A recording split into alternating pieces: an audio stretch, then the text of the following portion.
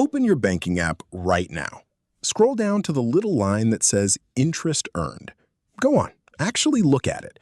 For most people watching this, that number for the entire last year is somewhere between $4 and $12.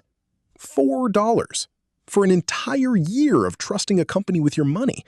You'd be embarrassed to find $4 on the sidewalk and not pick it up, but you've been walking past thousands of dollars a year without even noticing it's missing. So why does that number stay so small while the bank down the street is renting your exact same money out to someone else for 4 times what they're paying you? My name's Nick, and today we're talking about the quiet scams sitting inside your checking account that nobody ever explains to you. If you've ever wondered why your savings never actually grow, stick around and hit subscribe, because by the end of this, you're going to look at your bank app completely differently. Let me show you how this actually works. Here's the thing everybody gets wrong about their bank account. They think of it like a parking spot. You pull your money in, it sits there, nothing happens to it, and it's just waiting for you whenever you need it. That mental picture feels safe. It also happens to be almost completely wrong. Your money isn't parked. The second it lands in your account, it leaves the building. It gets bundled up with everyone else's deposits and lent right back out. As mortgages, as car loans, as business lines of credit, all of it charging real interest to real people. Your bank isn't a storage unit, it's a business, and you are the raw material it runs on. Think about what that actually means for the relationship. The bank borrows your money from you at almost zero cost, and then turns around and lends that same money out at 4, 6, sometimes 8%. That gap between what they pay you and what they charge everyone else, that's not a side effect of banking. That gap is the entire business model. It's called the spread, and it is quietly one of the most profitable arrangements in the modern economy, and you are sitting on the wrong side of it without ever agreeing to be. Let's put a name on the person making this decision, because it's easier to see a system when you can see a face in it. Let's call her Diane. Diane runs the deposit pricing desk at a large national bank. Her entire job, every single day, is deciding the smallest number she can get away with paying depositors like you while still keeping enough of you from leaving to notice. That's it. That's the whole job. Not growing your money, not helping you build anything, finding the floor and holding it there for as long as the customers allow. And Diane's job is easier than you'd think because most people never look. The average big bank pays somewhere around 1/3 of 1% on savings. Meanwhile, high-yield savings accounts, the boring online kind, have been paying somewhere around 4% for a while now. Same FDIC insurance, same safety, same access to your cash whenever you want it. The only difference between the two is that one of them requires you to actually move your money, and the other one just requires you to keep doing nothing, which, it turns out, is what almost everybody does. Run the numbers on that gap and it stops feeling small. $20,000 sitting in a big bank savings account earns you around $70 a year. That same $20,000 in a high-yield account earns you closer to $800 a year. Same money, same risk, a difference of over $700 a year for doing absolutely nothing except moving it somewhere else. Diane isn't stealing that $700 from you exactly. She's just betting, correctly, on thousands of accounts at a time that you'll never ask for it. Now let's meet the second person in this story, because the numbers only really land once you see them sitting inside 2 actual lives. Let's call him Marcus. Marcus and his sister Priya both graduated the same year. Both landed similar jobs, and both ended up with roughly the same amount of savings by their late 20s, somewhere around $30,000 each. Marcus kept his money exactly where his paycheck already landed, in the savings account his bank set up for him automatically back when he opened his checking account in college. He never thought about it again. Priya, on the other hand, spent one Saturday afternoon opening a high-yield account online, moved her $30,000 over, and set up an automatic transfer so anything extra each month would land there instead. 5 years later, Marcus has earned a little over $500 in interest total across the entire 5 years. Priya, on the same starting balance, earning roughly 4% instead of 1/3%, has earned closer to $6,000. Same income, same spending habits, same risk. The only difference between them is one afternoon, and it's worth more than most raises either of them got in that span. That's not a hypothetical. That's just what a 4% gap compounding quietly in the background actually does over time. Here's where the system gets a little more interesting, because banks don't just profit off the gap on savings accounts. They profit off your inertia everywhere. Checking accounts pay you nothing, and most people leave thousands of dollars sitting in them for months at a time, treating a 0% account like a savings account because moving it feels like extra effort. That idle cash gets lent out just like everything else. You're providing free capital to a business that turns around and charges other people real interest to borrow the exact same dollars you handed over for nothing.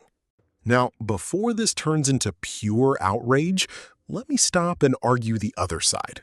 Because the case for staying put is not as dumb as it sounds, and you deserve to hear it honestly. Big banks are convenient. Your paycheck is already set up to land there, your bills are already set up to pull from there. Switching accounts feels like a chore, and for a lot of people, the $70 or $800 difference genuinely doesn't feel worth an afternoon of paperwork. There's also something to be said for having your money at the same institution as your mortgage or your business accounts, where relationships sometimes get you better treatment down the line. A fee waived here, a limit raised there. None of that is imaginary. Convenience has real value, and it is not irrational to weigh it against a few $100s a year. On top of that, there's a psychological argument too.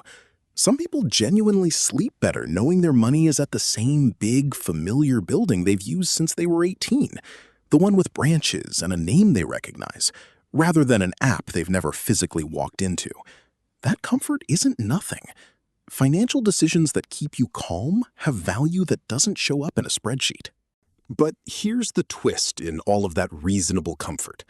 The entire high-yield banking system was built specifically to solve the one objection you just heard. It's not 1995 anymore.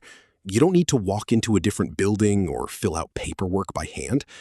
Opening a high-yield account today takes about 10 minutes online, and most of them let you link your existing checking account so your bills keep pulling exactly the way they always have. The convenience gap that used to justify staying put has almost completely disappeared. What hasn't disappeared is the habit of assuming it's still there, and that habit is exactly what Diane's entire job depends on. And that's really the whole scam, if you want to call it that. It's not illegal. Nobody's lying to you on paper. The rate is disclosed right there in the fine print, if you go looking for it. The scam is that the entire system is quietly built to profit from you never going looking. Diane doesn't need you to be tricked. She just needs you to be busy. Inertia is the product being sold to you, and it is dressed up as safety, as convenience, as just the way banking has always worked.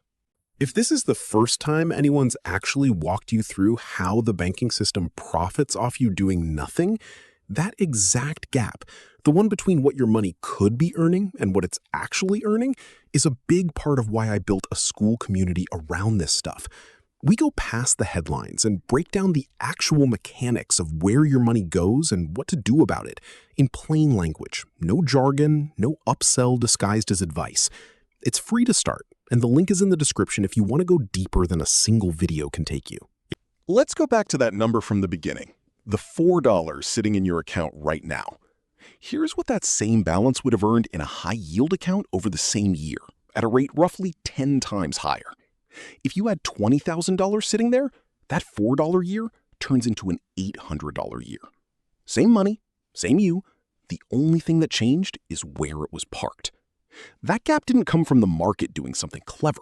It came from you not moving something that takes 10 minutes to move, the same way Marcus didn't, and the same way most people watching this video probably haven't either. So no, this isn't a scam in the sense that someone's going to jail for it. It's a scam in the sense that the entire system depends on your attention being somewhere else.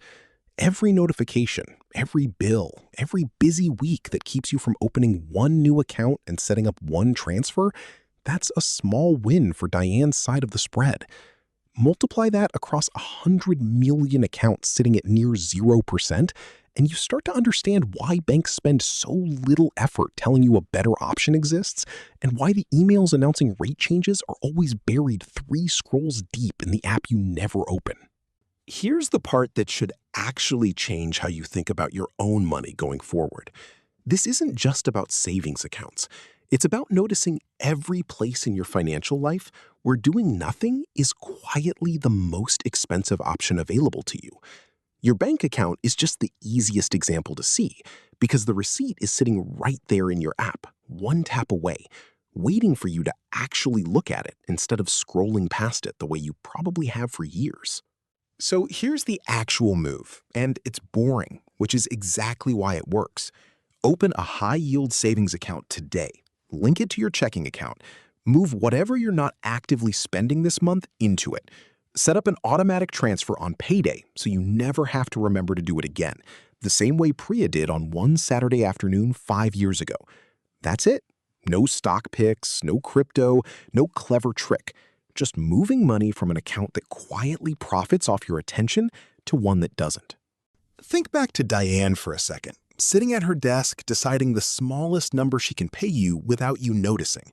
She's not evil. She's just doing her job inside a system that rewards your inattention. The moment you move your money, her job gets a little bit harder, and yours gets a little bit easier. That's the whole trick. And it's almost insultingly simple once you actually see it laid out in front of you. Go check that number in your app one more time. Then go do something about it. 10 minutes now is worth more than you think, and every year you don't do it is another year you're quietly funding someone else's spread instead of your own future. Just a reminder, I'm not a financial advisor, and this video is for educational purposes only. Any results depend on your own decisions. I'll see you in the next one.